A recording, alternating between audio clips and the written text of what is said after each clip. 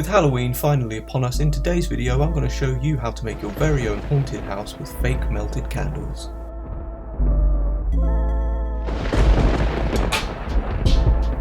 The base for the candles are going to be cardboard tubes, but they're too big for the tea lights that I'm going to be using, so I cut them up the middle and then they can be adjusted to fit more snugly.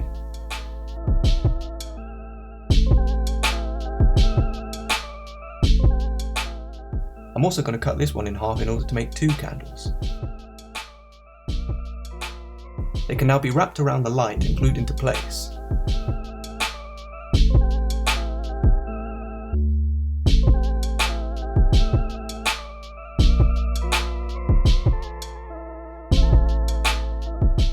To get rid of the join, very carefully use a scalpel and some sandpaper to smooth down the seam.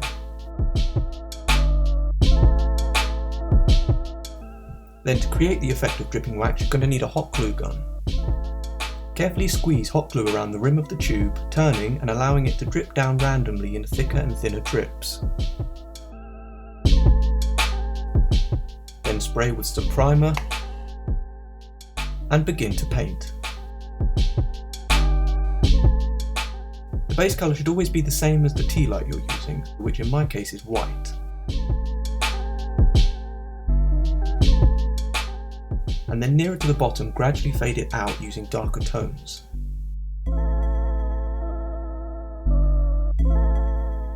A quick simple little craft that you can do, which I think is very effective.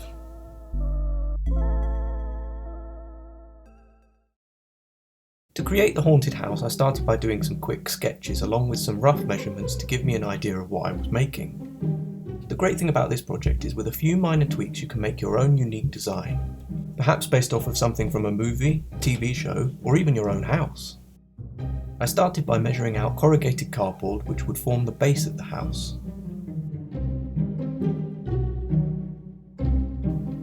Folding up into a square before deciding which side was going to be the front and starting to measure out the doors and windows.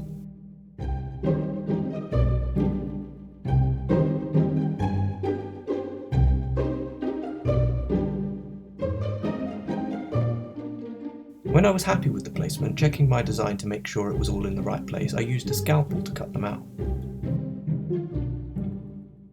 Then turning my attention to the wonky doors and window frames that would cover them.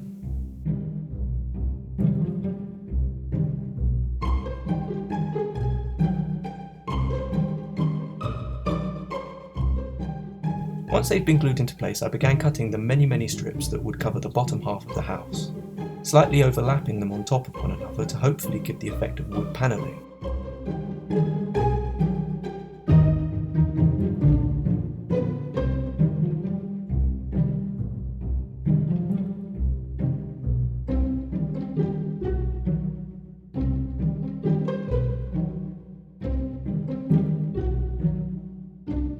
Adding a large rim around the base. Stacking some squares of corrugated cardboard to create some depth, covering, and then adding some panel details.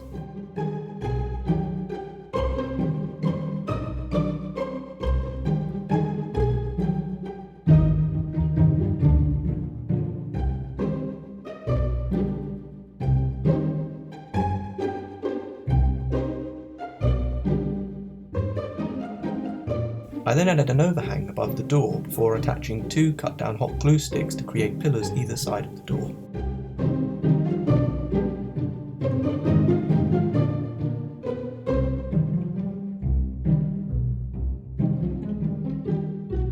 Similarly, to create the steps, I stacked 3 pieces of card, stuck them in place, finishing off the ground floor of this house of horrors.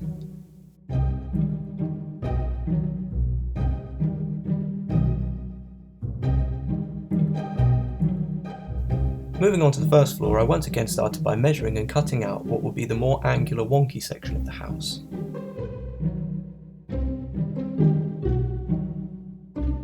Cutting them out and assembling them into a cube.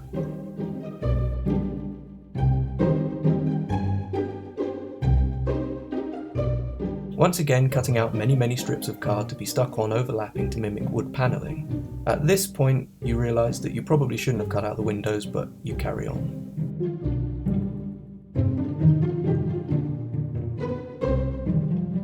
When all sides are covered and trimmed, cut out the windows again and move your attention to the roof.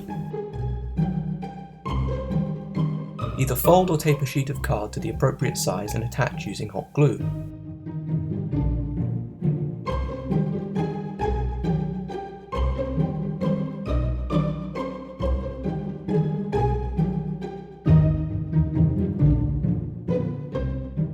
To create a tiled effect, you'll need lots of little circles,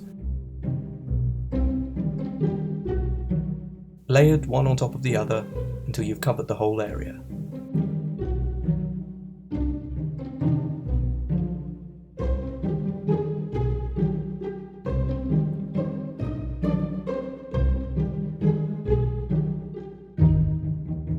The final part of the structure will be a precariously balanced tower, created with 4 cuts of cardboard angled to sit on the roof. When the 4 sides are stuck together, I cut tiny windows and made the roof in the same way as I did the last one, but on a smaller scale.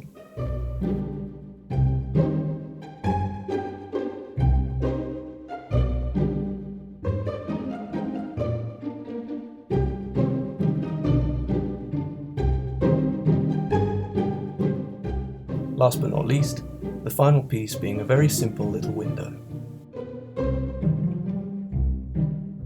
4 pieces, glued together,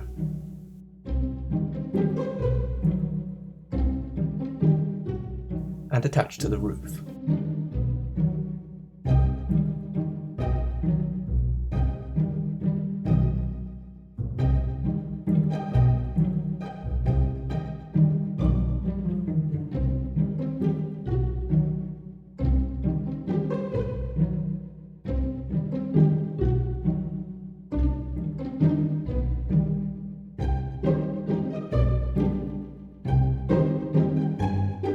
Now all that's left to do is paint with primer and break out the paints.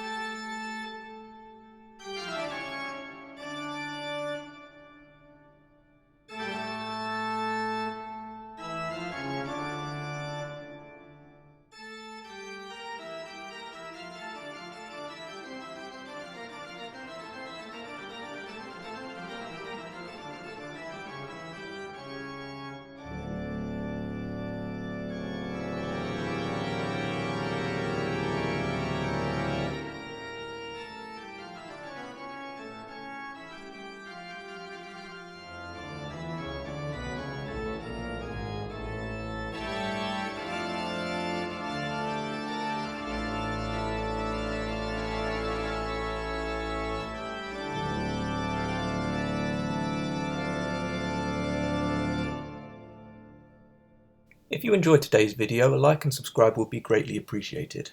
Let me know the sorts of models and props you'd be interested in seeing in future videos down in the comments. Have a wonderful and safe Halloween, and I will see you in the next video. Bye bye.